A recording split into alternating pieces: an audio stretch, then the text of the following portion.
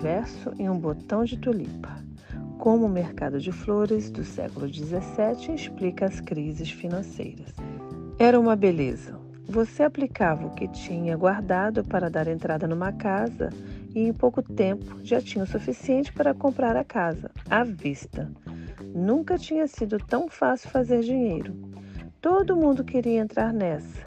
Tinha até gente largando o trabalho para ficar só especulando no mercado financeiro e dava certo. Isso parece alguma coisa que você já viu, mas trata-se de um mercado diferente, o da compra e venda de tulipas, que floresceu na Holanda no século XVII.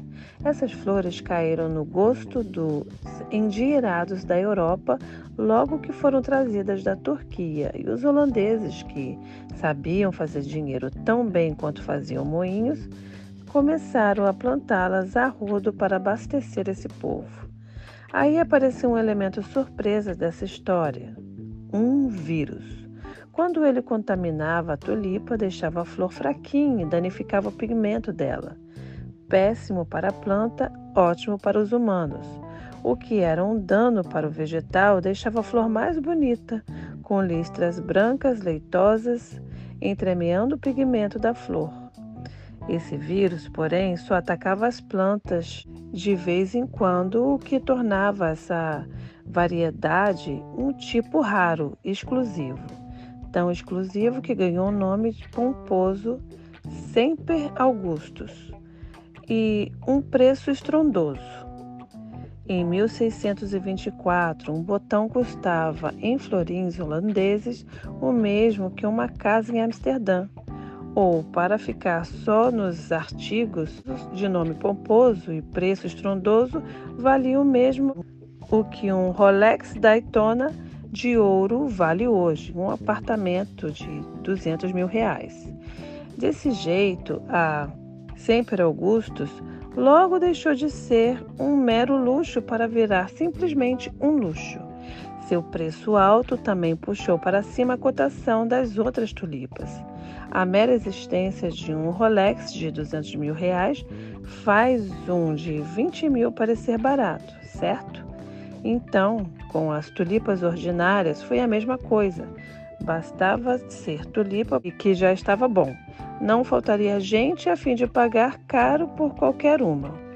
Os floristas só faziam negócios na primavera, quando os bulbos, as raízes das quais nascem as tulipas, floresciam. Mas, conforme os preços foram aumentando, isso deixou de fazer sentido. Se você fosse um florista e precisasse de dinheiro no meio do inverno, meses antes de ter como vender as plantas, não teria problema para levantar capital. Era só vender o próprio bulbo sem a flor e deixar o cliente esperando a tulipa surgir.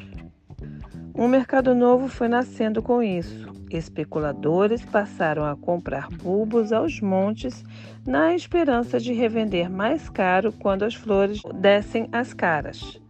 Convenhamos, um investimento bem esperto, já que os preços não paravam de subir. Na verdade, os especuladores nem precisavam levar o bulbo para casa. Ficavam só com um contrato, um título no jargão financeiro, que lhes dava direito ao dinheiro que a flor rendesse mais tarde.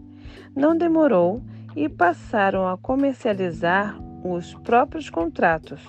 Quem tivesse pago 1.200 florins por um desses títulos, esperando que o bulbo subisse de preço até a primavera, às vezes preferia vender a algum interessado por 1.300 e embolsar o lucro na hora a ficar esperando.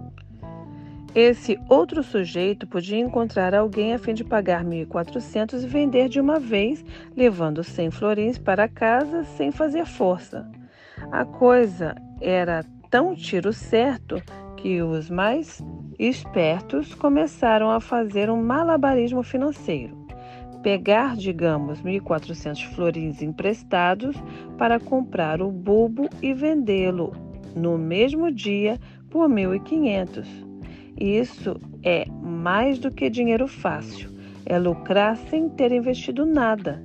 coisa que os especuladores chamam de alavancagem. Um holandês qualquer que acordasse sem um tostão no bolso podia fazer um empréstimo de manhã, comprar a tulipa ao meio-dia, vender mais caro à tarde, pagar o que devia com os juros e dormir com o lucro. Dava para viver disso até. E ainda dá. Tanto que os bancos fazem dinheiro exatamente assim até hoje. Eles pegam emprestado pelo menos o triplo do que têm e usam o dinheiro para investir.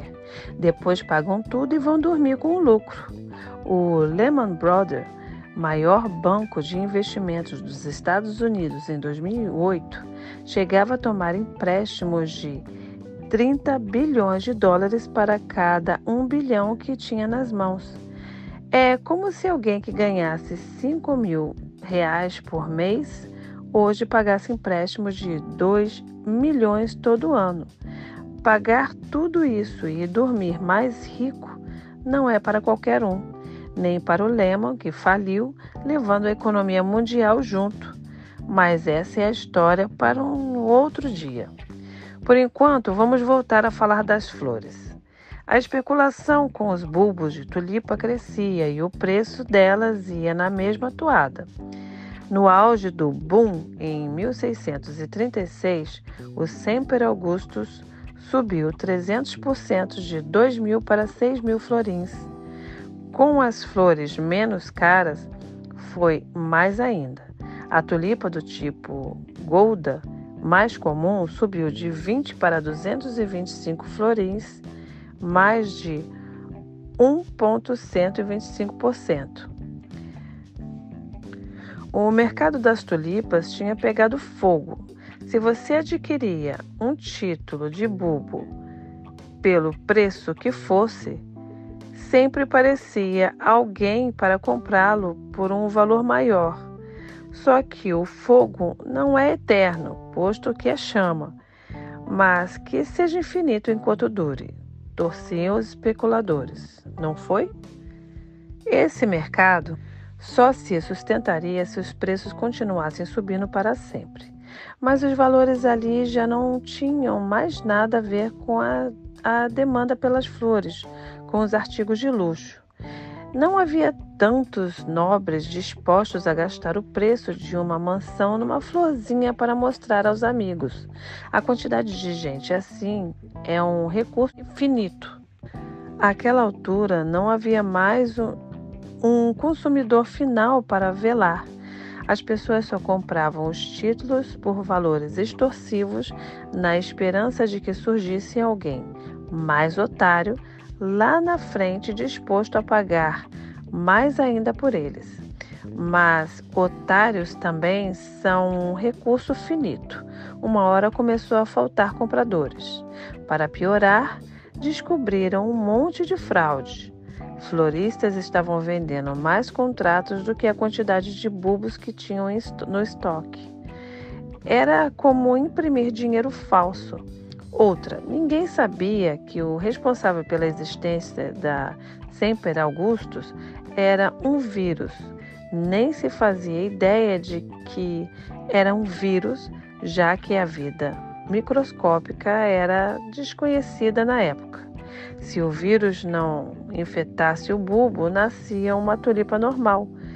E o investidor via que tinha comprado gato por lebre. Quando tudo isso veio à tona, a desconfiança reinou e o mercado mingou de vez.